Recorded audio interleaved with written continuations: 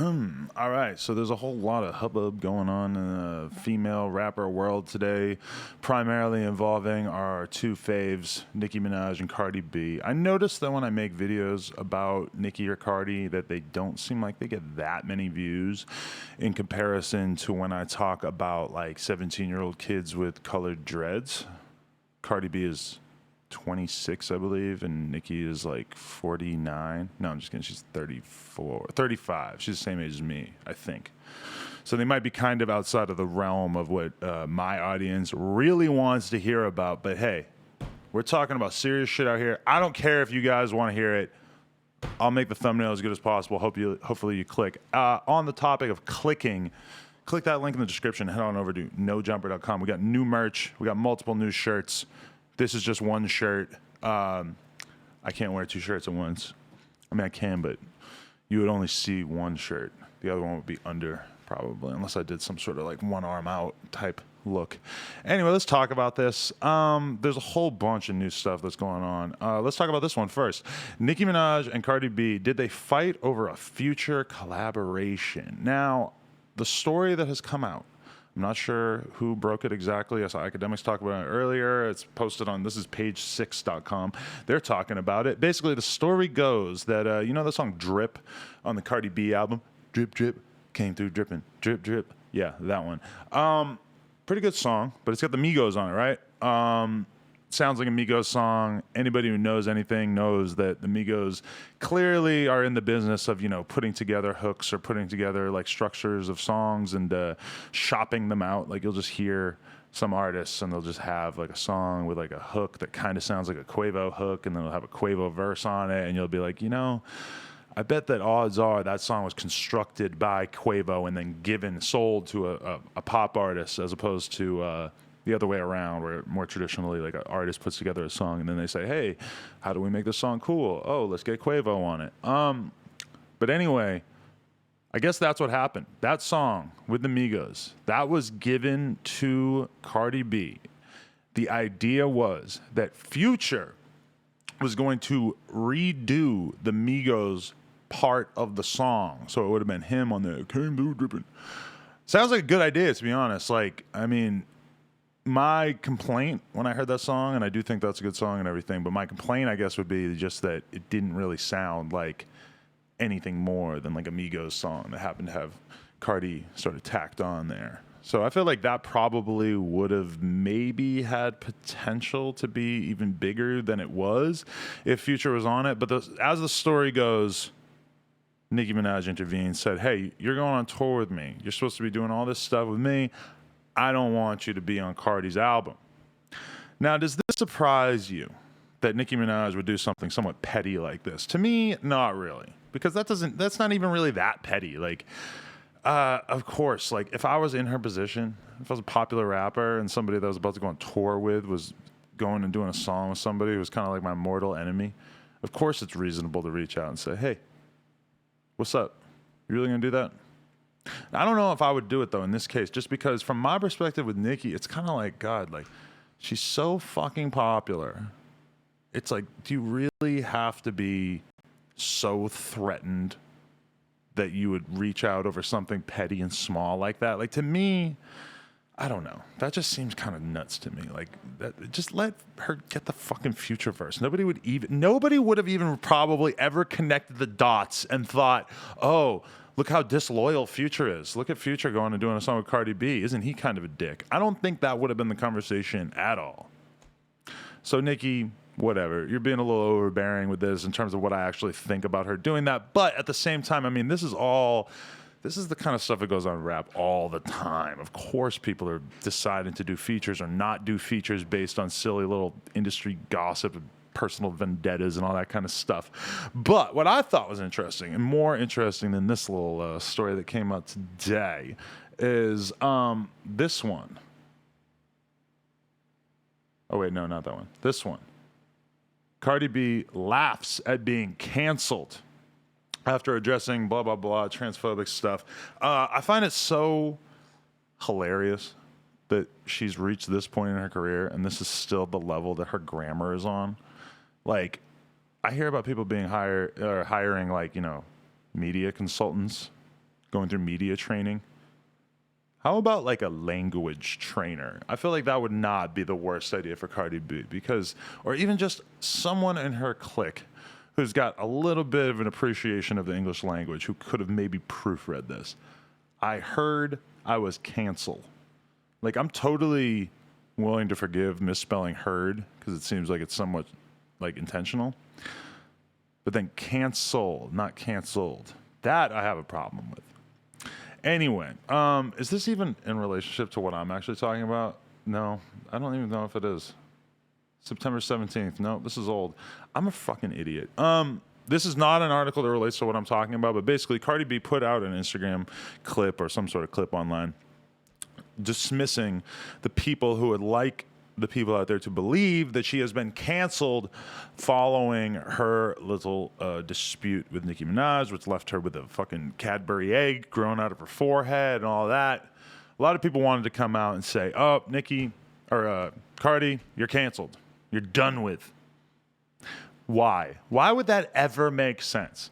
The thing about it is that Cardi B, her whole image, her whole brand is sort of centered around the fact that she's a little bit loose with it. You know, it's like, okay, if Taylor Swift did that, Taylor Swift is supposed to be the most likable, sweet, nice, gentle person. We haven't really seen her like go outside that so much. We haven't seen her throw a punch. We haven't seen her wild out on somebody, even in the whole Kanye debacle, which is obviously she was completely right to feel somewhat victimized in that situation. She never got aggressive. She never came out and like really attacked Kanye, even as she was acknowledging that, he did something wrong to her. Taylor Swift has a very different public image than Cardi B. Cardi B getting in another rapper, female rapper in particular's face at a fashion event and sort of yelling at her and stuff. I mean, that completely fits in with whatever image people have of her. People like the fact, and that's what's fucking weird, is that people like Cardi for being a little hood, for being a little bit abrasive. People love that from her. When Cardi wiles out on Twitter and tells somebody to eat her shit, she probably wouldn't phrase it like that, but when she wows out on somebody and says something rude to them, people like it. And the whole thing about that is that there's a real sense amongst the fans that Cardi B has sort of gotten it out the mud, Like, she really has like built her fan base off of nothing. This is the image at the very least, and this is how it feels, is that she's really built her fan base off of nothing except being herself and being likable. So, in terms of her ever being canceled, I mean, the thing is that when people get canceled, it's usually because they didn't have a very strong connection with their fan base in the first place. Now, I might be diving into dark waters here, but let's take a look at somebody like Louis C.K. He's come back. He's getting the standing ovations and everything. I mean, he's done some pretty messed up stuff. It's not like he's even attempting to deny it. He's exposed himself to all these different women that he was working with, masturbating in front of them. It was pretty fucking weird. Not just weird, but unethical and strange, and just clearly not something you should do in the workplace. Not really related to Cardi B, but he's been greeted back with open arms because so many people have had this positive experience with his body of work. People love his comedy. I personally, I don't know if I've ever even watched this guy, but people like him so much that they're willing to take him back, even though he's clearly done something very strange and inappropriate. In Cardi B's case, it's the same thing. She hasn't done anything even close to that. So why the fuck would she get canceled? Nobody's going to be able to cancel her because they like her too much. It's just not going to work. Likability is really like what it all comes down to in terms of the longevity of your career. Nicki has sort of, taken a backseat on that. It doesn't seem like her likability factor is off the charts right now. And I frequently, from my perspective, I see her doing things that just sort of just don't seem well thought out in terms of her public image. And I know a lot of that probably comes back to the fact that there are people probably in the media. This is her belief. People who come out and seem like they're really kind of trying to tear the Nicki Minaj machine down and try to sort of soil her career and what she has going on. I don't really think it needs that much help, though, because when you just report on the facts and the stuff that's coming out, it does seem like, you know what? Nicki Minaj kind of has a Donald Trump thing going on. I know it's like the laziest way to explain something at this point in history. And I'm always comparing 6ix9ine and fucking Donald Trump too. But the thing about Cardi, or about Nicki, yes. God, it's so hard for me to remember to say the right name somehow when I'm proposing these sentences in my head. The thing about Nicki is that, like, yes, the media is probably treating her unfairly. Like, I personally believe the media quite often treats Donald Trump unfairly. But it's not like he's doing himself any favors. And it's not like Nicki's doing herself any favors either. Like, this Future thing, I mean, it's kind of like transparent. It's not really surprising that this has come out because there are people who are sort of involved in this little cottage industry of, like, making Nicki Minaj look bad. It's a lot like the Trump thing, where, like, her victories are often ignored and her losses are just completely celebrated, and, like, attention is drawn to them at this point. Like, people don't want to hear positive stories about Trump in the mainstream media the same way that people don't want to hear positive things about Nicki Minaj right now. I'm no Trump fan, by the way. I sound like one, but as bad as he is, I do feel like there's just this huge bias in the media that is only showing the times when Trump fucks up, which there are multitudes of those. But, you know, with Nicki, it's like there could be a lot more attention, I think, drawn to the positives and everything. But the plot line that people find so alluring and irresistible is Nicki Minaj is a bitch. Nicki Minaj is a psycho. Nicki Minaj is picking on Cardi. Cardi is next up. Nicki's reign is done. That's the story that people love. I think if Nicki were really, truly acting in her own best interest, she would be trying to shape the narrative in a way that would involve giving up control of her narrative in a way that she's probably not going to be comfortable with. But I think she needs to, like, really just be more considerate of her whole vibe, and she hates that. She wants to just be likable for being herself. Clearly, that's not working. Anyway, as far as Cardi goes, God, we could make this video way more in depth and talk about the whole Young Bands thing. But there's an hour-long DJ Academics interview with Young Bands about the situation. Or I think that might just be about the Russ situation. I don't know if it fully goes into what happened with the Migos and Young Bands, because I would love to know what happened with that. In the mall.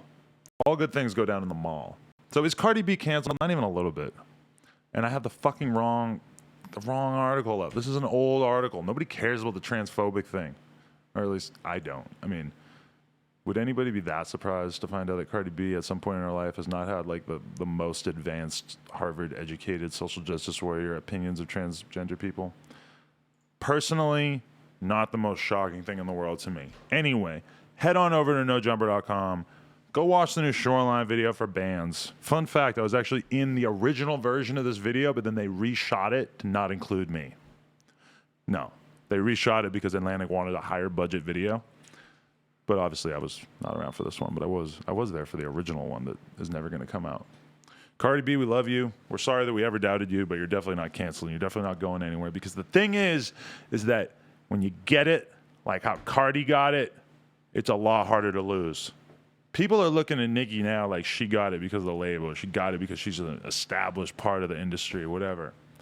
It might not be 100% true, but that's how people feel right now, and that's why people are rooting for Cardi so hard. Nicki needs to be very, very deliberate. And this is not me saying that she needs to, in the sense that I know exactly what she should be doing with her life, or I'm telling her how to act. I'm just saying from, like, a PR standpoint, I think she needs to be incredibly deliberate with how she delivers her public image at this point. Because even when you look at something like the friggin' fight at the fashion show or whatever that Cardi and Nicki got into, I mean, that's a clear, obvious W for Nicki, but it wasn't really treated like one by the media or anything. Even though, I mean, think about how that situation played out. Nicki basically got attacked by Cardi, and Cardi left with a big egg on her head, and Nicki left looking fly. That's a W for Nicki, but it didn't really feel like she got the W, right? She's got to go way deliberate and stop. Oh, God. I really don't want to get into this, but that one Nicki song, I had an unpleasant experience of hearing it again the other day. Dreams of fucking these little rappers. Oh, so bad. Probably one of the worst songs I've ever heard in my entire life. I'm sorry, Nicki. Anyway, love you guys. NoJumper.com. Thanks for the support. Peace.